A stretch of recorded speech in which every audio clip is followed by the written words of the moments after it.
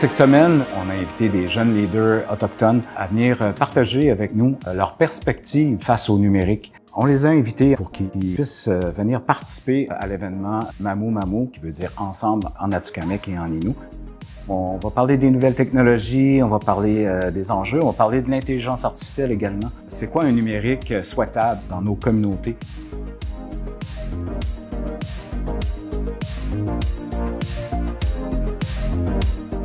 Je veux beaucoup voir une émergence de nos créateurs autochtones qui puissent changer le monde, changer les idées, puis sensibiliser aussi à nos réalités.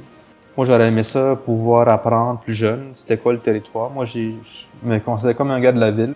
Moi, j'ai manqué quelques années d'études, d'éducation sur le territoire. Si, mettons, je peux faire ça avec la réalité virtuelle, faire un parcours où est-ce qu'on va sur le territoire, on va en canot, mettons, on va à la chasse, puis on accompagne l'aîné dans son voyage.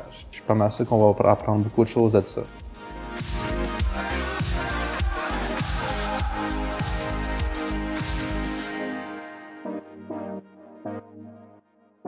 Le but du Mamou Mamou, en fait, c'est de créer des liens entre les ambassadeurs eux-mêmes, mais également entre tout ce qui se passe, en fait, tout l'écosystème du Montréal Connect, les entreprises, les organismes. Donc, de pouvoir échanger sur les perspectives de chacun, de pouvoir partager ces visions-là, c'est super important.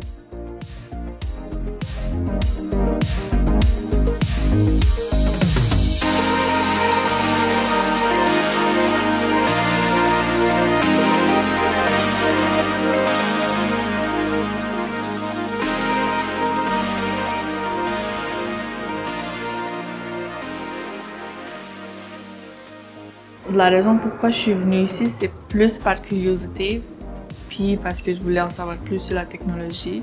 Je me disais que ça pourrait me donner des idées pour mes prochains projets dans le film.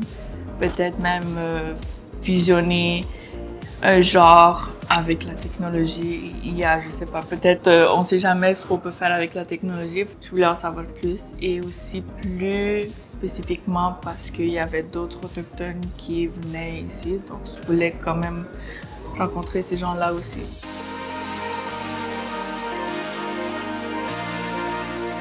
Je prends pas mal toutes les opportunités que j'ai pour élargir mes horizons. Venir à cet événement-là, être ambassadrice du projet Mamou, c'est une excellente opportunité.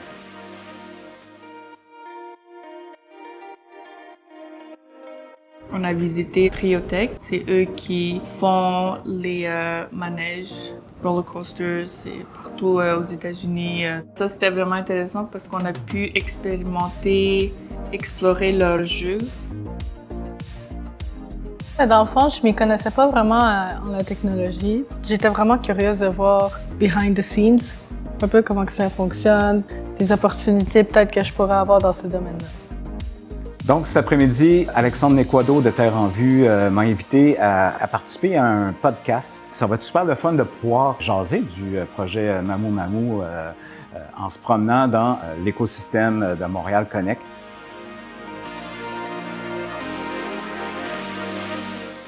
Moi, je suis venu ici pour m'éduquer, m'instruire aussi sur tout ce qui est l'intelligence artificielle. On sait qu'au Canada, qu'au Québec, dans des communautés autochtones, ils n'ont pas encore accès à l'Internet. Donc, ça, c'est la base pour avoir la technologie. Donc, pour avoir l'intelligence artificielle, il faut l'Internet, il faut les fibres optiques qu'ils appellent, qui se rendent dans les communautés avant de parler de technologie. Ma communauté a reçu la fibre optique peut-être il y a 5 de ça. Nous, on est vraiment nouveaux dans ce système-là. J'ai vu une potentiel, quelque chose qu'on pourrait faire au niveau de la revitalisation de la langue. Dans les podcasts qu'on peut faire, peut-être des podcasts qu'ils appellent là, dans le domaine numérique. Ça, ce serait intéressant à apporter dans le domaine de l'éducation. Pour entendre les aînés, pour voir des aînés aussi, ça serait le fun. La discussion de IA d'aujourd'hui, c'est vraiment intéressant, surtout que c'est beaucoup plus complexe pour les cultures autochtones. C'est tellement compliqué de mettre ensemble la spiritualité et la technologie ensemble. La raison pourquoi j'ai déménagé à Montréal, c'était être comme une ambassadrice de ma culture, de ma nation. On va aller visiter compagnie qui font des jeux vidéo.